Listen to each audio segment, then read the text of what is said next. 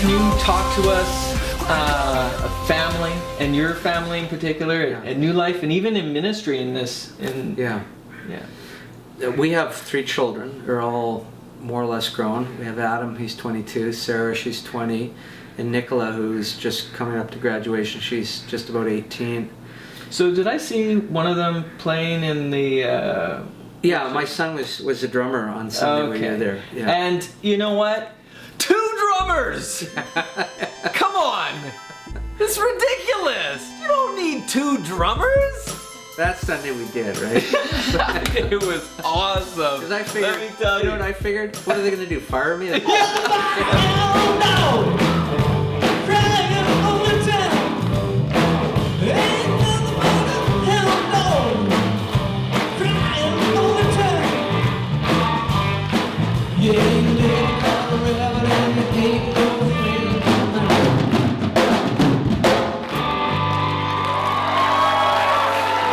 It's a lot of fun. That's what we're doing now, okay? That's what he's bringing to Ambrose, is the teaching of 2 drummers. Yeah, the 2 drummer kingdom. Yeah. All our kids grew up at New Life. They were anywhere from Adam was 4, Nicola was just basically in arms, a baby in arms, 3 months old when he came there. And they love the church. They're all Christ followers. They're all serving in some area of ministry. My daughter Sarah is actually working at New Life, so she's still working there. I'm unemployed now, but one of the things that we've learned about family is don't idolize the church, but don't idolize your family. That was really huge. That what your children need is not to see you over your back as you're going off to another church function. They need to see the side of you as they're joining you as you go into church work and church ministry. Now you got to get the balance of that thing, the proportions of that thing right. I have seen though in this generation way too many parents say we can't serve in some capacity at the church because our family is our priority. I've watched, because I've had 18 years of first-hand experience, the family that says our kids come first, we're going to be there for every evening and we're going to do all their sports events. I've watched those kids as they grow up have no interest in church. Repeatedly I've watched that.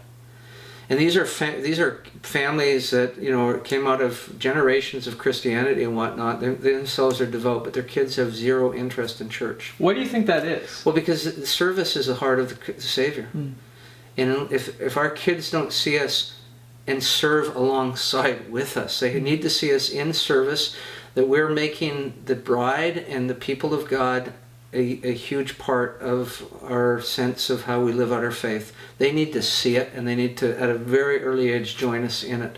When they see that, something clicks. And again, I can look at the people in our church who's raising kids who are deeply involved in the music ministry and the children's ministry and whatnot. They have modeled that service to the bride and the kingdom over and over for their kids.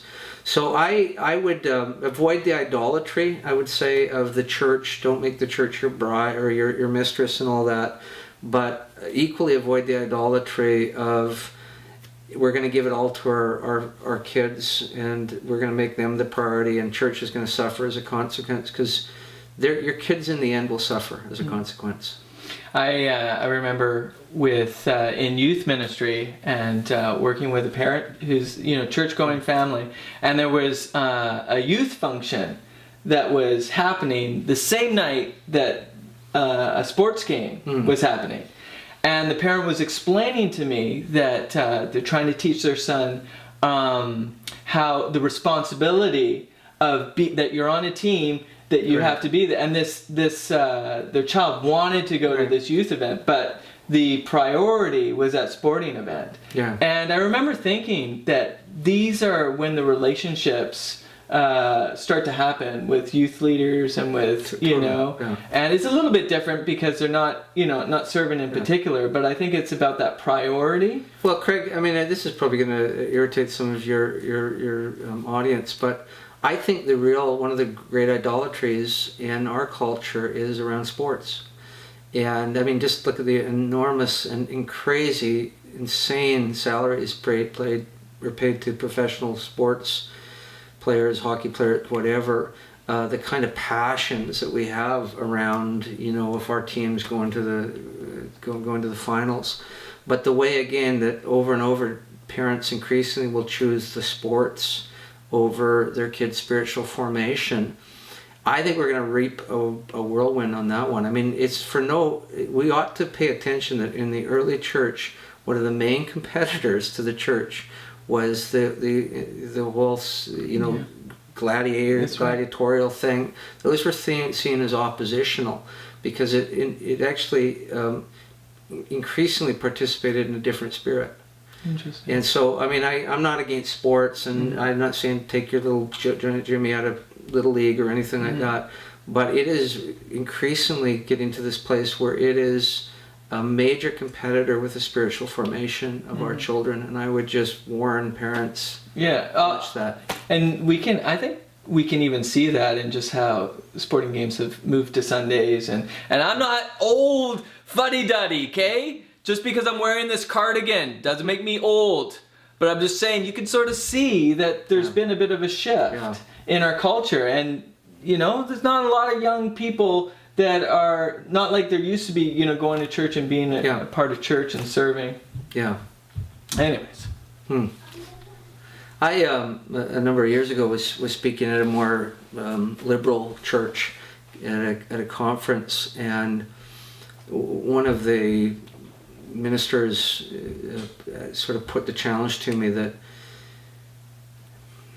our church is very conservative theologically, but his term was loosey-goosey in terms of the worship and all of that, where his church was more traditional in terms of the worship format and style, but much more sort of liberal or flexible or something used theologically.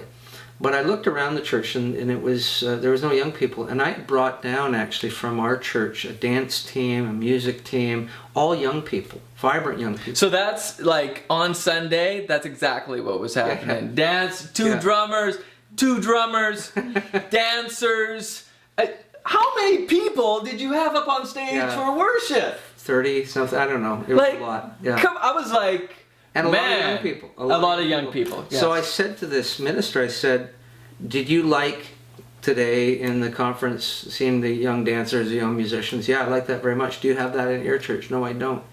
I said, you may want to consider that the appeal of our church to this young people has to do not just with our loosey-goosey worship style, but the fact that we have a more conservative theology. There's something that they can take hold of. There's something that there's a foundation for them to build on. And so I just think, I really believe that my own experience in New Life is that we have a lot of young people who love to be in church and love to serve in church. And I don't think that there's anything inherently going on in our culture that would drive kids away from the church. I think that we have to think very creatively about how we make a church a place of great openness and welcome to all generations. But I think that when you have the young people that are serving, not just attending, serving in key ministries, something's released in the kingdom.